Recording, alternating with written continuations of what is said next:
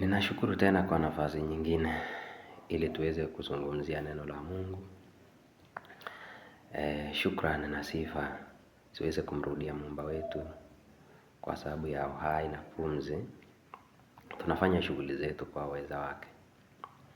Na kwenu na wasalimu, neema iwe pamoja nanyi na imani zitokazo kwa Mungu Baba na Bwana wetu Masihi. Mada ya siku ya leo ni kuhusu wokovu. Na baadhi ya mambo ambayo tutaweza kuyazungumzia. Kwanza, tunajiuliza wokovu ni nini? Na je, tunaokolewa kutoka kwa nini? Na pili, nani anayehusika katika wokovu wetu? Na mwisho, tutaweza pia kuzungumzia ni kwa njia gani ama ni kwa namna gani tutapata wokovu. Karibu sana. Mwanzo, kama vile tunapoelezewa katika Yohana 17:3. Mafundisho ya Biblia ama elimu ya maandiko matakatifu inatuhakikishia uhai ama uzima wa milele. Kwa kuwa andiko lile linasema uzima wa milele ndio huu, wakujue wewe Mungu wa pekee wa kweli na Yesu Kristo uliyemtuma. Kwa hivyo, tunapodumu na kujifundisha katika maandiko matakatifu, tutakuwa na uhakika wa kujua jinsi ambavyo tunafaa kujiweka ama jinsi ambavyo tunafaa kukaa ili tuweze kupendeka na Muumba wetu.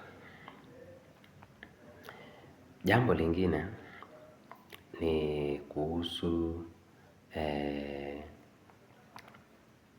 kuhusu mafundisho haya ya kuweza kujifundisha katika maandiko matakatifu, kwa sababu tunaambiwa neno la Mungu ni taa na ni mwanga wa njia zetu. Tunapodumu na kujifundisha maandiko matakatifu, tutakuwa katika nuru, hatutabaki tena katika gizani, kwa sababu tutajua hakika namna ambavyo Muumba wetu angetuhitaji sisi tuweze kukaa. Narejea kwa mada. Wokovu ni nini? Wokovu ni hali ya kukombolewa ama kuepushwa na madhara. Na kwanza, pale mwanzo wakati mwanadamu aliumbwa na Muumba wetu, aliumbwa akiwa mkamilifu. Wazazi wetu wa kwanza katika hii dunia waliweza kuumbwa wakiwa viumbe wasiokuwa na mawaa. Lakini walipoasi, dunia yote ikaweza kuhesabiwa hiyo dhambi ya wazazi wetu wa kwanza. Tutasoma mwanzo katika kitabu cha Warumi 5 aya ya 12 ili tuweze kusikia tunaambiwa nini. Na inasema, kwa hiyo kama mtu mmoja dhambi iliingia ulimwenguni, na kwa dhambi hiyo mauti, na hiyo mauti ikawafikia watu wote, kwa sababu wote wamefanya dhambi. So tunaelezwa kwamba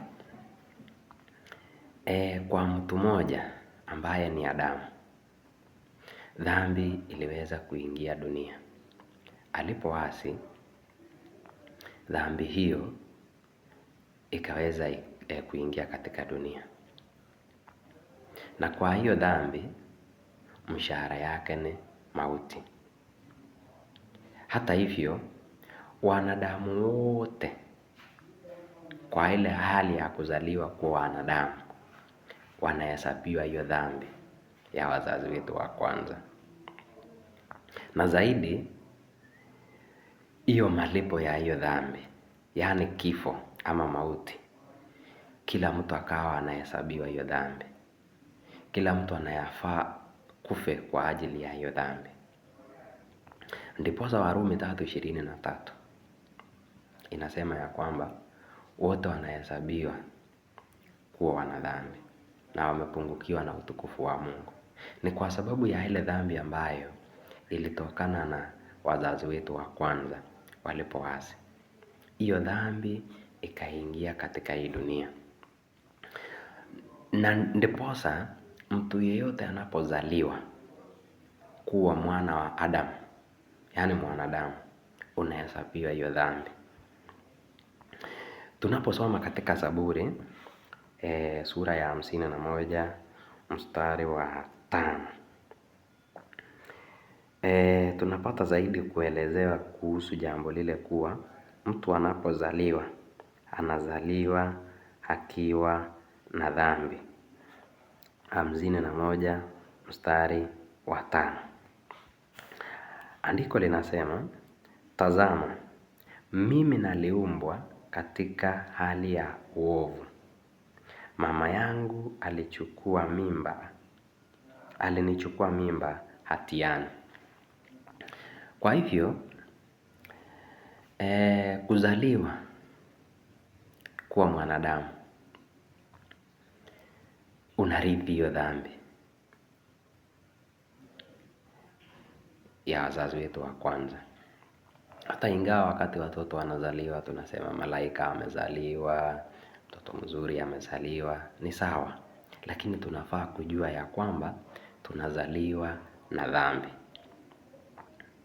Na kwa sababu tunazaliwa na dhambi,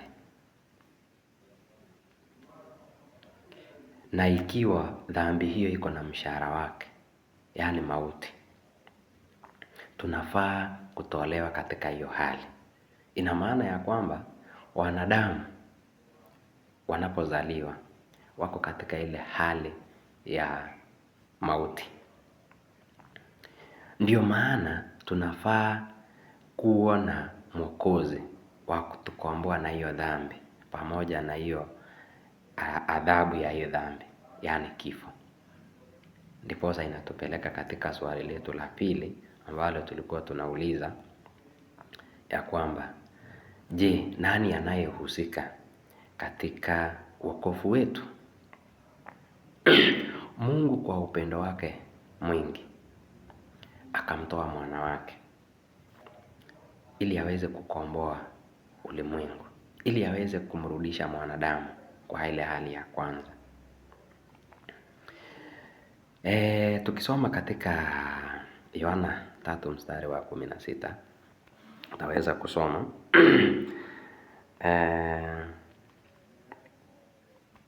3:16. Kwa maana jinsi hii Mungu aliupenda ulimwengu hata akamtoa mwanawe pekee, ili kila mtu amwaminie asipotee, bali awe na uzima wa milele. Kwa hivyo Mungu aliweza kumtoa mwanawe ili aweze kukomboa ulimwengu. Mwokozi alikufa msalabani, aliteswa kwa ajili ya makosa yetu, kwa ajili ya dhambi zetu, kwa sababu ilikuwa inafaa kila mmoja wetu akufe ama afe kwa ajili ya dhambi yake. Lakini kwa rehema nyingi Mungu akamtoa mwanawe ili kwamba sisi zote tuweze kukombolewa na kuokolewa kutoka kwa hiyo dhambi pamoja na nguvu yake, yaani kifo. 5 mstari wa 8 katika kitabu cha Warumi linaelezea zaidi kuhusu jambo lile. Acha tuweze kusoma ili tuweze kusonga mbele. 3 mstari wake ni wa 8. Andiko linasema, bali Mungu aonyesha pendo lake yeye mwenyewe kwetu sisi, kwa kuwa Kristo alikufa kwa ajili yetu tulipokuwa tungali wenye dhambi. hii ni upendo wa hali ya juu sana, kwa sababu Mungu aliweza kuturehemu, akamtoa huyu mwanawe ili kwamba aweze kutukomboa kutokana na ile hali iliyoletwa na dhambi. Tukawa tumepata nafasi nyingine ya kuweza kumrejea Muumba wetu wa mbingu na dunia. Ndiposa kila mmoja wetu anafaa, kila mtu anafaa kuokolewa, anafaa wokovu. Unajua wakati mwingine tunaweza tukasikia mtu akisema kwamba ama mtu anawaza akifikiria, mimi sijaiba, mimi sijaua mtu, sijachokosana na mtu, kwa hivyo mimi niko sawa. Mimi naweza kuwa niko afadhali kuliko hata wale ambao labda wako kanisani. Lakini jambo ambalo tunafaa kujua katika hii mada ya wokovu ni kwamba mtu anafaa kujua, hata ingawa uko mzuri kiasi gani, hata ingawa uko mkarimu kiasi gani, kila ambacho unafaa kuelewa na kujua ni kwamba ulizaliwa na dhambi, pamoja na kuongezea dhambi zingine ambazo unaweza kuwa umefanya katika maisha yako. Lakini jambo muhimu sana ndugu yangu ni kwamba mtu alizaliwa na hiyo dhambi, ili kwamba tuweze kujua na kupata kuelewa jambo lile. Katika sehemu ya 3 katika mada yetu tunaeleza kwamba tutapataje wokovu huu. Tutaweza kusoma katika Waefeso 2 mstari wa 8 na mstari wa 9, Warumi mstari wa sura ya 2 mstari wa 8 na pia mstari wa 9.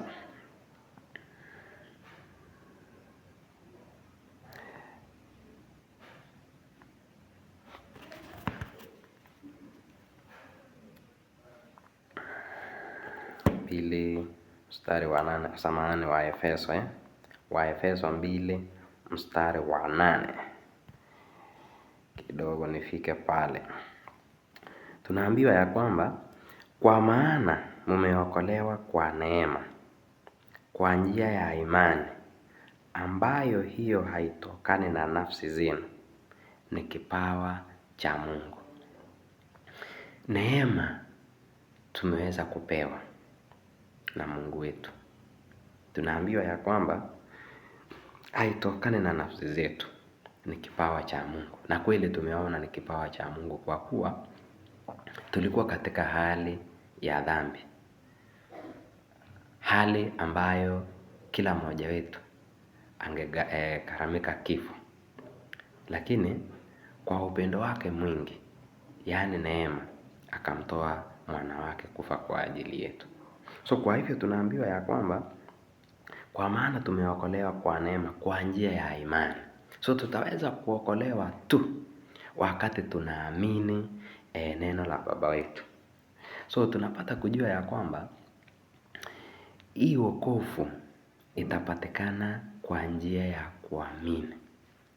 Na mtu anapoamini neno la Bwana, atachukua hatua ya kuweza kutubu dhambi zake.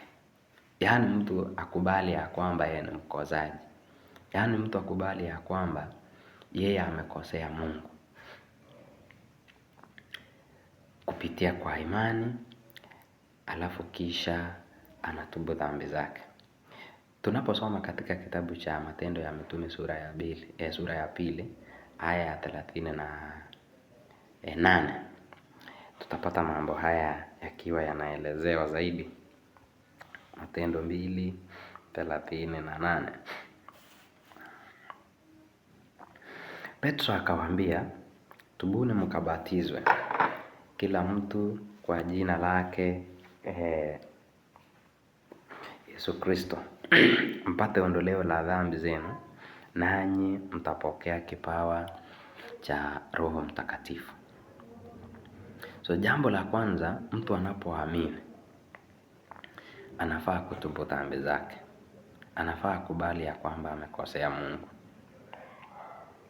na ndiposa kuchukua nafasi ya kuweza kumkubali Mungu kwa njia ya ubatizo. Tunaposoma katika kitabu cha Petro wa kwanza 3 mstari wa 21, tutaweza kupata kujua njia moja ya kujitoa katika hiyo hali ya dhambi, ya kifo, ya kuwa mfu ambaye anatembea, ni kwa njia ya ubatizo. So wokovu ambayo inatokana na neema ya Muumba wetu inapatikana katika imani, na mtu anapoamini anatubu dhambi zake, lakini dhambi zake zitaoshwa kupitia njia moja ambayo ni ubatizo. Petro 3 mstari wa 21 tuweze kusoma.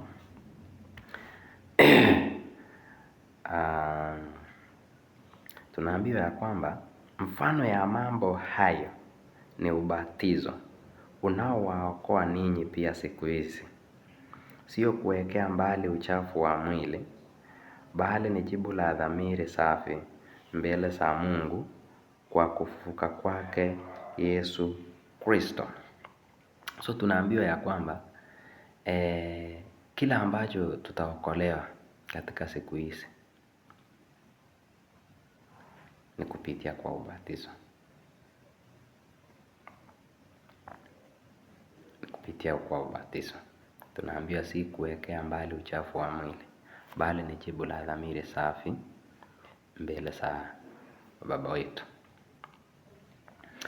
Na nikielekea kutamatisha kipindi cha leo, Mungu anatuita asubuhi hata jioni. Anaita nafsi zetu, anaita kila mmoja wetu katika hii dunia ya kwamba njooni kwangu, watu niliowaumba, tusemezane. Ukisoma katika Isaia 1 mstari wa 18, hayo ni mambo ambayo yaliweza kunenwa na Mungu kwa mwanadamu ya kwamba njooni kwangu.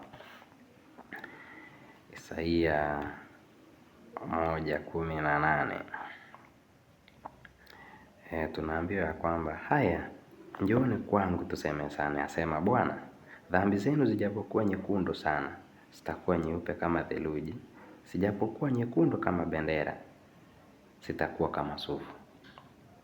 Haya ni maneno ya Baba mwenye upendo mwingi ya kwamba njooni kwangu nyinyi ambao mko na shida nyingi, njooni tusemezane. Hiyo ni sauti ya Muumba wetu aliyetuumba ya kwamba njooni kwangu tusemezane. Ijapokuwa dhambi ni nyekundu, zitaweza kuoshwa kupitia imani ambayo inapatikana katika Mwokozi wetu. Hayo ni maneno ya upendo kutoka kwa Muumba wetu. Mwokozi pia naye aliweza kusisitiza jambo hili katika Mathayo 11 mstari wa 28 na 29. Wacha tusome. Mathayo 11 aya ya 28 na 29. Njooni kwangu ninyi nyote msumbukao na wenye kulemewa na mizigo, nami nitawapumzisha. Jitieni nira yangu, mjifunze kwangu, kwa kuwa mimi ni mpole na mnyenyekevu wa moyo, nanyi mtapata raha nafsini mwenu. Mwokozi pia naye alisisitiza jambo hili akisema ya kwamba njooni kwangu ninyi ambao mnabeba mizigo nyingi, niweze kuwapumzisha. Na zaidi katika aya 29 akasema nanyi mtapata raha nafsini mwenu. Tunapokubali wokovu, tunapoamini neno la Baba wetu, tutapata raha katika nafsi zetu, raha isiyoletwa na mambo ya dunia, raha isiyoletwa na furaha ya ulimwengu, bali ni raha ya nafsi, kwa sababu uko na Mwokozi katika maisha yako. Anasema njooni kwangu. Na kusii jioni ya leo, unaweza kuwa unapitia mambo mengi katika maisha yako. Inaweza kuwa maisha imekulemea, inaweza kuwa hauna tumaini tena katika maisha yako. Inaweza kuwa unajihukumu kwa yale ambayo ukiangalia nyuma ya maisha yako umekuwa ukiyafanya, ukiyatenda, ukawa unafikiria ya kwamba wewe hauna maana tena katika maisha ya siku hizi. Na kusii jioni ya leo, kama vile Mwokozi naye ametuambia ya kwamba njooni kwangu, mnaotembea na mizigo nyingi ya maisha, nitawapumzisha. Tutapata raha katika nafsi zetu, na Bwana atatubariki, na tutakuwa na uzima wa milele. Bwana abariki sana. Amani iwe pamoja naye.